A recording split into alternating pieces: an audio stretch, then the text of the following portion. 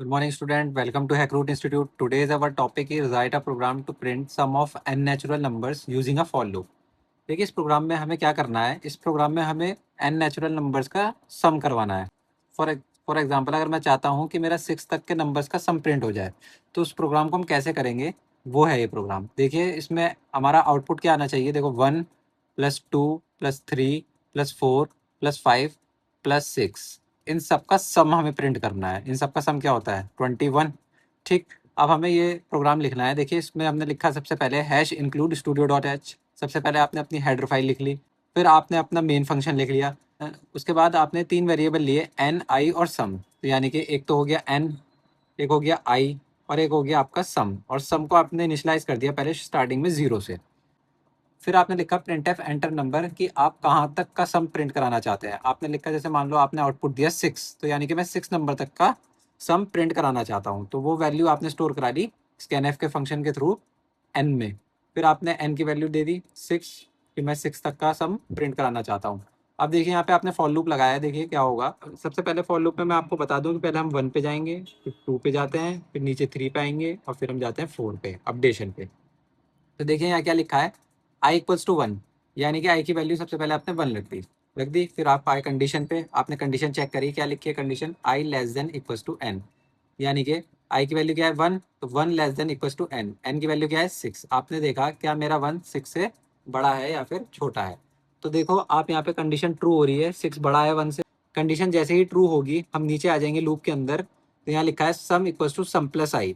तो सम में क्या हो जाएगा, देखो सम प्लस आई। तो सम क्या है, सम की वैल्यू क्या है सबसे पहले स्टार्टिंग में 0, तो 0 प्लस आई। आई की वैल्यू क्या है स्टार्टिंग में, यहाँ देखो क्या लिखी है 1, तो 0 + 1 1। तो सम में अब क्या आ गया आपके 1 आ गया।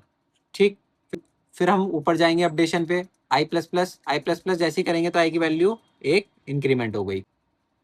अब आई की वैल्यू क्या हो गई, अब आई की वैल्यू 2 हो गई। अब इसके बाद देखो जैसे ही 2 हुई हम कंडीशन पे आए, कंडीशन पे क्या लिखा है, I less than equals to N. Condition check करो क्या मेरा 2 less than equals to N है और एन की वैल्यू अभी भी क्या है 6 है। तो ये कंडीशन अब भी ट्रू है। जैसे ही कंडीशन ट्रू होगी नीचे आओगे, नीचे क्या लिखा है सम प्लस आई। जो सम है उसमें आई की वैल्यू प्लस कर दो। सम क्या है 1 और आई की वैल्यू क्या है, आई की वैल्यू अब 2 है, तो 1 + 2 3। तो सम में अब क्या आ गया, सम में आ गया आपके 3 आ गया। अब इसके बाद फिर ऊपर जाओगे, अभी कंडीशन फॉल्स नहीं हुई थी क्योंकि आई प्लस प्लस होगा। आई प्लस प्लस जैसे ही होगा तब आई की वैल्यू क्या हो जाएगी 3 हो जाएगी। जैसे ही आई की वैल्यू 3 हो गई आपने कंडीशन चेक करी, कंडीशन क्या है I less than equals to N. तो 3 less than equals to N की वैल्यू क्या है 6। तो आपने चेक करा क्या मेरा 3 लेस देन इक्वल्स टू 6 है, कंडीशन ट्रू है। कंडीशन जैसे ही ट्रू होगी नीचे आओगे, नीचे क्या लिखा है सम प्लस आई और सम में क्या है आपके 3। तो यहाँ लिख लेते हैं सम इक्वल्स टू 3 प्लस आई की वैल्यू क्या है आपकी बार 3। तो 3 + 3 6। अब सब में क्या आ गया 6 आ गया। फिर इसके बाद हम ऊपर गए आई प्लस प्लस पे जैसे गए आई की वैल्यू क्या हो गई 4। ठीक, अब क्या लिखना है, कंडीशन देखनी है। आपने चेक करो क्या मेरा I less than equals to N है, क्या मेरा 4 लेस देन इक्वल्स टू 6 है। कंडीशन ट्रू है, कंडीशन ट्रू होगी तो नीचे आओगे, नीचे क्या लिखा है सम प्लस आई। सम में क्या है 6 प्लस आई की वैल्यू क्या है, आई की वैल्यू आप चेक कर लो क्या है अब 4। तो 6 + 4 10। तो अब सम में क्या आ गया आपके 10 आ गया। ठीक, जैसे ही 10 आया फिर ऊपर गए आई प्लस प्लस हुआ, अब आई की वैल्यू 4 से 5 हो गई। अब आप कंडीशन पे आओगे, कंडीशन देखो क्या कह रही है, कंडीशन कह रही है I less than equals to N और आई की वैल्यू क्या है अब 5 है। तो आपने चेक करा क्या मेरा 5 less than equals to N है। एन की वैल्यू क्या है, एन की वैल्यू हमेशा सेम रहने वाली है क्योंकि 6 है।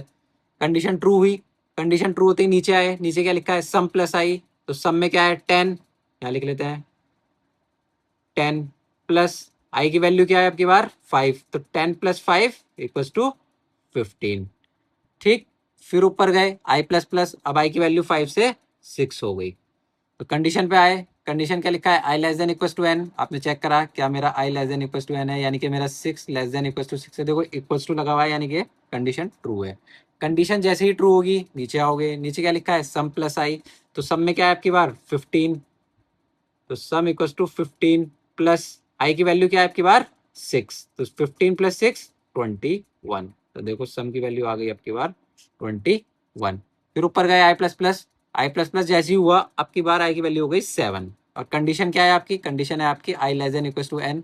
तो क्या मेरा 7 लेस देन इक्वल्स टू 6 है, नहीं, 7 बड़ा है 6 से, तो कंडीशन फॉल्स हो गई। कंडीशन फॉल्स होते ही हम लूप के अंदर नहीं जाएंगे, हम लूप से बाहर आ जाएंगे। और लूप से बाहर क्या लिखा है, sum of N natural number is, last में ये आपके प्रिंट आ जाएगा sum of numbers is percentile D किसका है, ये सम का, और सम में क्या वैल्यू है 21, तो क्या प्रिंट होके आएगा, सम ऑफ नंबर्स इज, ये दो डॉट ऐसे लगेंगे, ये परसेंटाइल डी सम का है, तो सम में क्या रखा हुआ है 21, तो यहाँ प्रिंट होके आ जाएगा 21।